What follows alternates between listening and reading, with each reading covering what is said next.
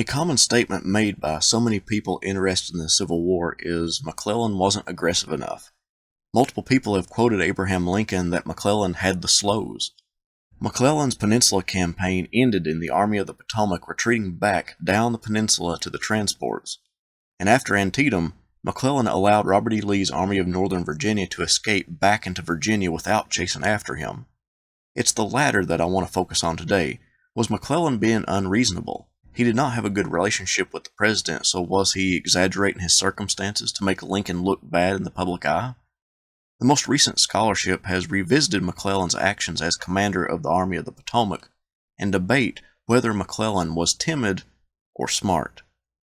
Welcome everyone to Half History Will Travel. I am your host, the Wilder Historian, and let's dive right into the truth about George B. McClellan.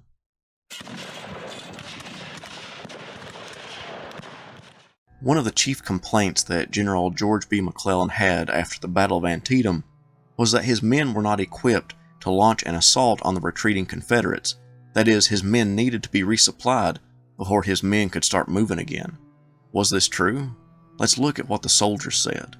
One regiment explained that many of the regiment were entirely shoeless. Pants were out at the seat and knees and frayed off at the bottoms of anywhere from the ankles and upward. Numbers had no coats, and the coats of others had holes in the elbows, were ripped at the seams, deficient as to tails, soiled and discolored. Our quartermaster sergeant notes in his diary that the regiment was in the worst plight at this time for clothing and shoes as any in its history. This contradicts many people's vision of what the Union Army of the Potomac looked like. We seem to think of the Confederate soldiers as shoeless and needing supplies. But from this Union soldier's account, the Federal soldiers were just as beleaguered as their enemy. With the battle taking place in September, the cold weather was on its way, and the Chief of Artillery for the 1st Corps recorded that a good deal of suffering among our men for want of clothing, especially blankets and shoes. The losses in the Pope affair have not been made good yet.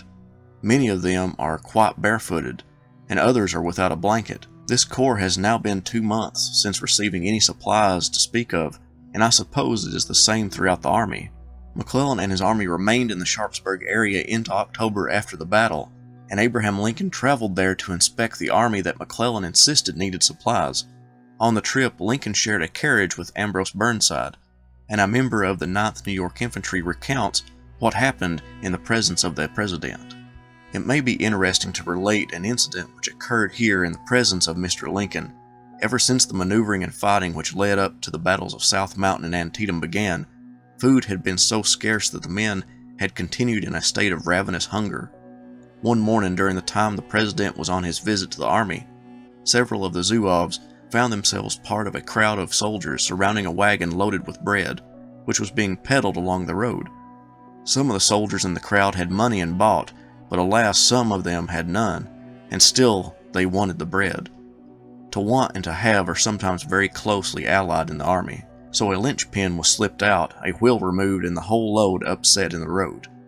A general scramble was made for the scattered loaves, and when the tumult was at its height, General Burnside's carriage, in which he was escorting the president on a visit to one of the camps in the vicinity, suddenly appeared in the midst of it. The raiders scattered in every direction, each man, however, clinging tightly to the stolen loaf and endeavoring to put as much ground between himself and the carriage. A member of the famed 20th Maine stated, "The weather became very cold, and the bleak, penetrating winds swept with terrible force down the hillsides and through the valleys of Maryland. We had no tents, and for a number of weeks were without overcoats." While the rank-and-file soldiers suffered, McClellan repeatedly telegraphed Union General-in-Chief Henry Halleck that although he requisitioned supplies, hardly any had made it to his army. The meager supplies that did roll in came in very slowly, and if adequate clothing and shelter did not arrive, his army would greatly suffer from the elements. It wasn't only McClellan who insisted that a movement could not be made until supplies reached him. Chief of Artillery for the 1st Corps noted, "We are still here in orders to be ready to move at any hour, but still we are not ready. Still the men are very badly off for shoes and blankets." This is where it is worth mentioning. Author Stephen Stottlemyre claims that the lack of supplies probably ties back to a conspiracy against McClellan. I don't agree with that argument. I see it as a miscommunication problem, which I have seen in numerous cases of Civil War supplies not getting where they need to be. But I wanted to let you know the information Stottlemyre puts forward in his book Useful to sacrifice. Reconsidering George B. McClellan's generalship in the Maryland campaign from South Mountain to Antietam.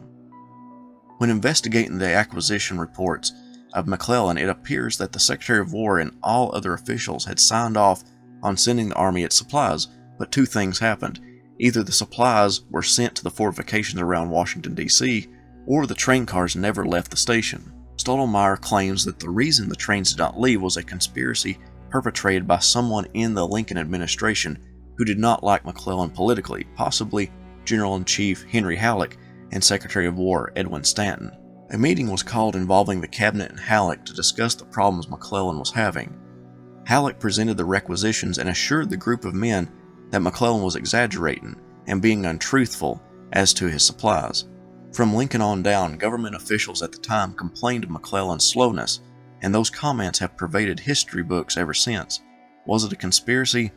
I tend to think not, but I do have a new respect for McClellan not ordering his men to attack Lee after Antietam, because his army was simply not ready. My conclusion then is that McClellan may have been a timid commander at times, but after Antietam, he was smart in acknowledging the abilities of his army. Thank you all so much for watching. I hope you enjoyed this dive into McClellan's situation after Antietam, and may make you rethink the generalship of McClellan. Have a great day, and I'll see you next time.